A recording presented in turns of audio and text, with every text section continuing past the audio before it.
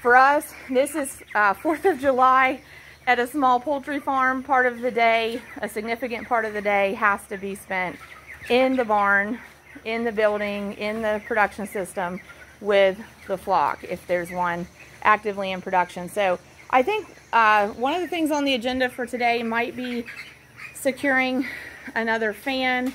We've been using one fan. I'm going to kind of wrap up with a little anecdote about the fans. So when temperatures are extreme, we do want to have airflow, air movement, fresh air for our livestock, especially for our poultry. And meat birds are very sensitive to temperature. So with these birds being a little over 3 weeks old, we know that they're about at a stage where they really prefer the ambient temperature to be probably about 70 degrees Fahrenheit.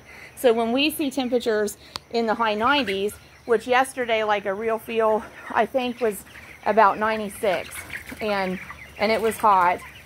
So that's why we had put so much water capacity down in the building for them yesterday, because if we keep all the doorways open and we have air movement and we make sure they have plenty of water, the birds will be able to use their coping mechanisms to get through the heat stress. But yes, having the moving air, is a comfort to them. And we had a viewer point that out, that maybe some more fans would be helpful. It's a good suggestion, and take that into consideration. So we do have the one fan, and we do get moving air from the doorways, but we may go ahead and get another fan and set it up in either the north or south doorway and let that contribute to the natural air movement that we utilize here. But I did want to mention this is the anecdote I want to share. One of the reasons we aren't super quick to put a bunch of fans in the pen is because with moving air and airflow, there is a little bit of care that we feel has to be exercised with that, because you want to keep in mind, when you move air around, it also has the potential to move pathogens around.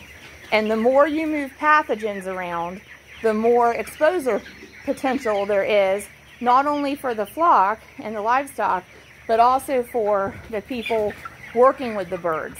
So the anecdote is, one year working with Cornish rock cross meat chickens, I ended up with histoplasmosis. And what we could come up with is that that was basically like, I believe, a fungal spore that had become airborne, and I would have maybe ingested that, and it would have settled in my lungs, and it made me really, really sick. And it took months to get over it. It was miserable, and I wouldn't wish that on anybody. But it had come from working with a flock of chickens in a confined space with 2 fans blowing from either end. And so being in that small space and the high heat and humidity, and then adding that forced air movement in there and moving all the feather dander around and the dust particles around, contributed to like airborne spores being able to be moved around too. And so the outcome of that was the birds were fine, but I ended up having a lot of respiratory distress from that. And thank goodness, I got well, but it was miserable. It was miserable. So that's why we are really cautious with fans, because we have that experience and that firsthand awareness and recognition that the more force we contribute to moving air around, the more pathogen exposure there possibly is too in the environment.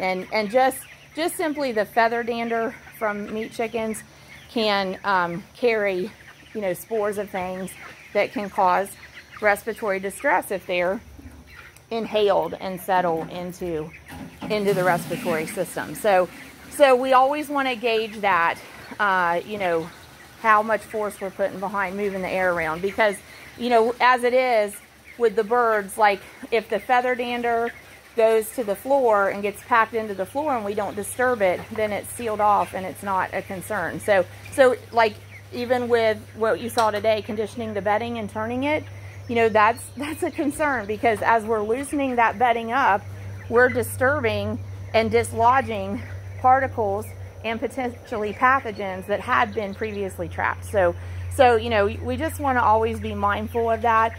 And as far as the histoplasmosis, that's not something that is going to taint meat or be a problem in our meat production birds, but it can be something that, you know, when you're doing barn clean out, could end up affecting handlers. So we just always want to be mindful of that. But we think we have enough room in here. If we introduce one more fan and just, you know, observed how it went, that we could create more air movement, because these birds are only going to want it about 65 degrees Fahrenheit to 70 degrees Fahrenheit the rest of production.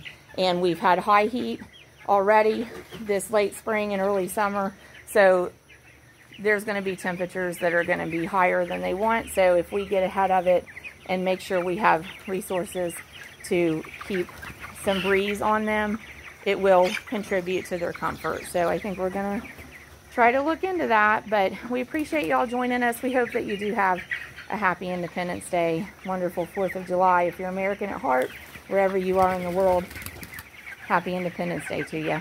And we hope that all your chicken dinners will always be winners. God bless America. God bless us all. And please join us again on Twin Oaks Farm Poultry.